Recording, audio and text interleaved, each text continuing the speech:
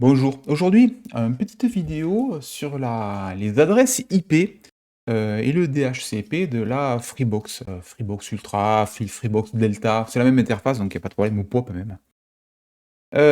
Déjà, notre Freebox, là je suis sur le menu de la Freebox, donc vous pouvez voir. Bon, allez, vous allez sur mafreebox.freebox.fr.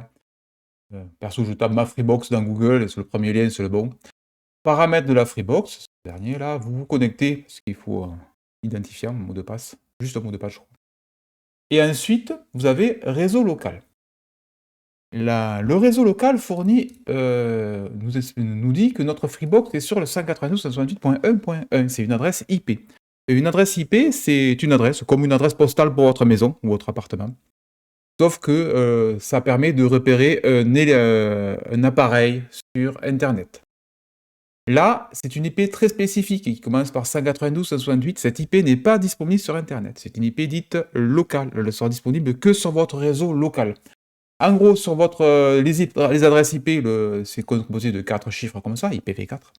4 chiffres. Donc, le premier va de 1 à 254, et le deuxième de 0 à 254, le troisième 0 à 254, et le quatrième 0 à 254. On se doute qu'il n'y a pas une infinité d'IP.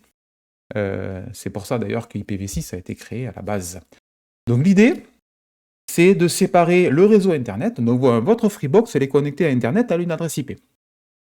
Quand le trafic arrive sur votre Freebox, il est dispatché sur votre réseau local. Et le réseau local, tous vos périphériques connectés à votre Freebox ont une adresse IP de type 192.168. C'est une plage spécifique réservée au local. À noter qu'on a 192.168, pardon, mais il y a aussi 172.21 qui sont pareils. C'est une plage réservée. Plus exactement, c'est à partir de 16. 172.16 qui est réservé. Je vous ai mis un petit site juste à côté, sur IBM, voilà. Donc on voit celles que je vous parlais. Donc il y a 192.168, donc de 00 à 255.255, ça c'est du IP local. Vous pouvez avoir 172.16, 00 à 172.31, 255.255, et local, et toute la plage 10. Donc ça fait beaucoup d'IP. Donc on peut aller de 10.000 à 10.257.255. C'est-à-dire.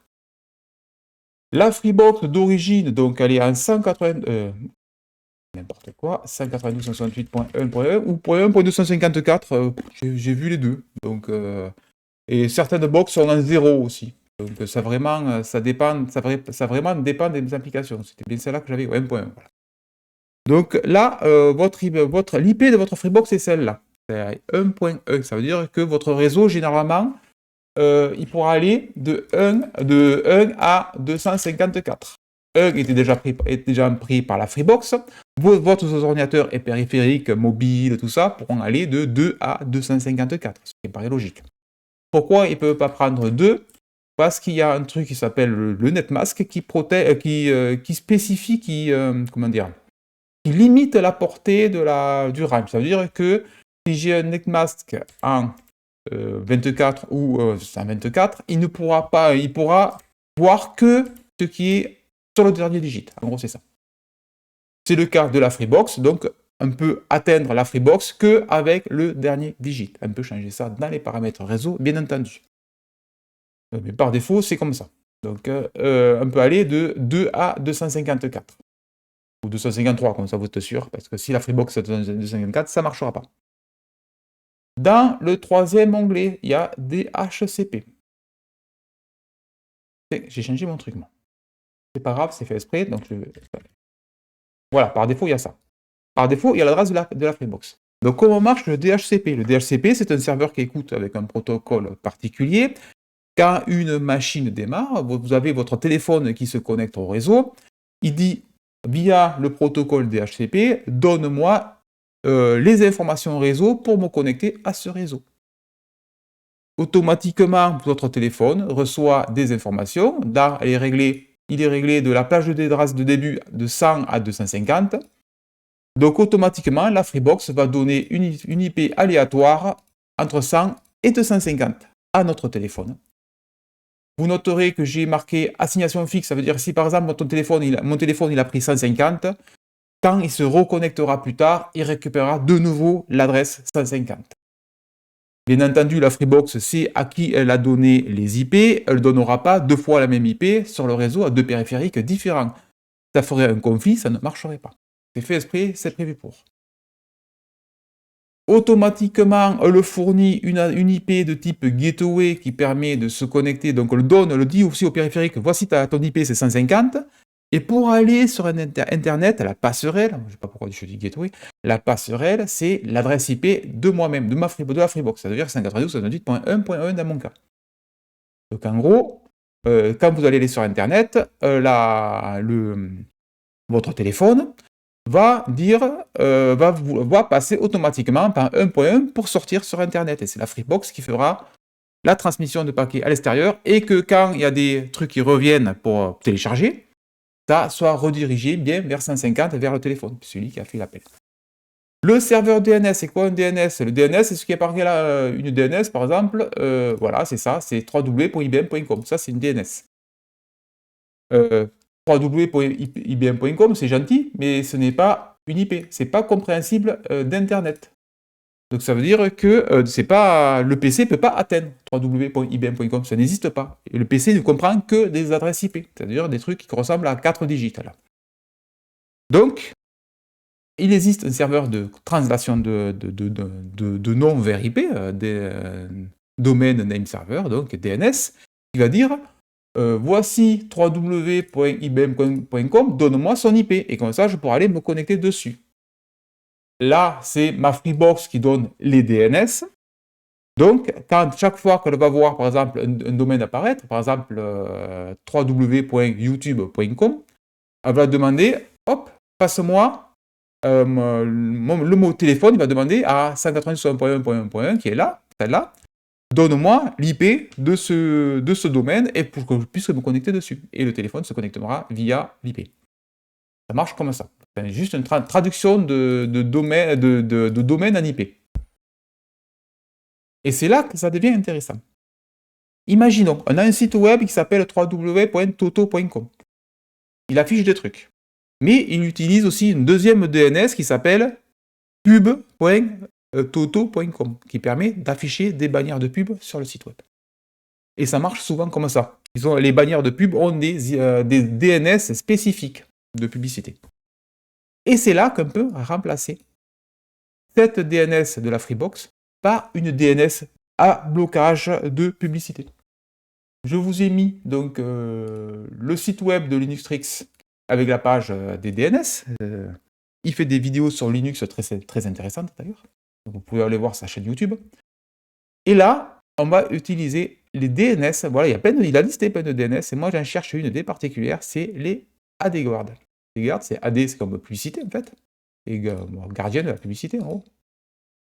Je sais pas si c'est AD ou je sais pas, ou AD. Bref, je sais pas comment ça se prononce. Et là, il fournit donc les IP de AdGuard. AdGuard, c'est des IP, des DNS qui sont gratuites, on peut se connecter dessus, et c'est des DNS de type filtrage. Donc les premières, dites non filtrantes, elles ne font rien en fait, elles font juste la traduction de DNS en IP. Celle-là est très intéressante puisqu'elle bloquera les DNS de type publicité et tracker. Ça, c'est génial, voilà. Donc ces deux sont très intéressantes pour mon Freebox. Et les dernières de type famille bloqueront en plus tout ce qui est interdit à moins de 18 ans, en gros, porn et toute ma compagnie, voilà. Donc là, ça bloquera en plus ça. Donc moi, pour la démo, je vais utiliser cela. Les publicités et trackers. Donc je remplace les DNS par celles d'AdGuard.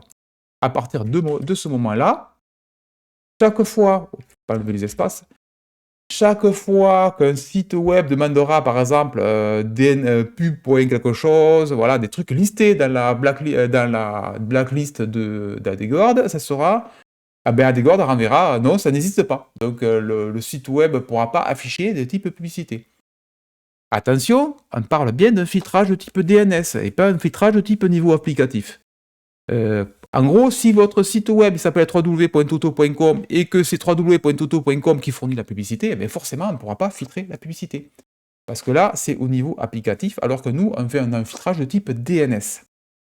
C'est pour ça que ce truc ne fonctionne pas sur YouTube, parce que YouTube, ils sont pas cons, ils vont pas utiliser, pub.youtube.com, sinon tout le monde bloquerait pub.youtube.com et il y aurait plus de pub sur YouTube. Non, non, les vidéos, c'est dans la vidéo, dans le stream vidéo, qui a la publicité incorporée. Ça serait un peu trop facile, voilà. Donc là, ça nous a permis de configurer notre serveur DHCP en blocage de publicité. Bien entendu, vous aurez noté votre IP d'origine. Si ça ne marche pas, s'il y a un problème, il faudra remettre votre IP, l'IP de votre Freebox. Bien entendu, vous pourrez la mettre là, 168.1.1. Mais celle-là dit, ça c'est une pub, j'en veux pas. Ça, j'en veux pas, c'est une pub, parce qu'il y a des secours. Ah, lui, il va dire, ah mais ça c'est pas une pub, je vous l'affiche. Il ne faut pas mettre en troisième IP un truc qui n'affiche pas les pubs, bien entendu, sinon ça ne marcherait pas. Il me grise mon OK, puisque c'est déjà ce que j'avais de configuré juste avant. Juste à côté, hop, un peu par adresse MAC, voilà, j'ai plein d'adresses MAC. Un peu y dire, cette adresse, elle aura toujours cette IP fixe, donc c'est pratique. Et là, les baux actifs, c'est ce qui est en train de tourner sur mon réseau. Vous voyez, c'est assez simple de bloquer le trafic tracker, tout ce qui est tracker et DNS directement via la Freebox. Ça veut dire que, bien sûr, sur votre téléphone mobile, vous mettez dns.adguard.com directement pour bloquer les pubs directement sur le mobile, ça marche très bien. Mais le problème, c'est qu'il n'y a pas que le mobile. Donc là, ça marche aussi pour la télé connectée, ça marche pour tout ce qui est connecté. En fait, les ordinateurs, ça veut dire que l'ordinateur, il n'y a plus besoin de saisir la DNS à la main, de forcer les DNS. Jusqu'à il va se connecter, mon ordinateur, imaginons, il récupère l'IP 200, et bien forcément, il aura automatiquement ces DNS de pousser dans sa configuration. Donc les pubs et les trackers seront filtrés. Il y a quelques petits problèmes avec un filtrant. Je vous l'avais déjà expliqué sur comment enlever les pubs de la tablette Redmi. Il y a quelques problèmes quand on filtre certaines publicités, pas publicités, certains trackers, je veux dire. Il peut y avoir des pages blanches, tout ça. Donc là, c'est à tester. Et le jour où ça marche pas, ben, il faudra remettre l'IP de la Freebox là, le temps de faire marcher le site web, et après, de nouveau filtrer les publicités. Voilà. En tout cas, voilà, c'était une vidéo assez courte sur le DHCP de la Freebox. Vous pouvez vous amuser avec. Attention, si vous pétez tout, revenez sur Freebox et remettez les valeurs par défaut. Donc je vous conseille de prendre votre appareil photo, de flasher ce qu'il y a par défaut, pour éviter, si vous grattez quelque chose, de ne pas aller tout casser. Voilà. Sachant que l'IP de la Freebox, généralement, il n'y a pas à la toucher. Donc, vous la laissez comme ça et ça devrait marcher.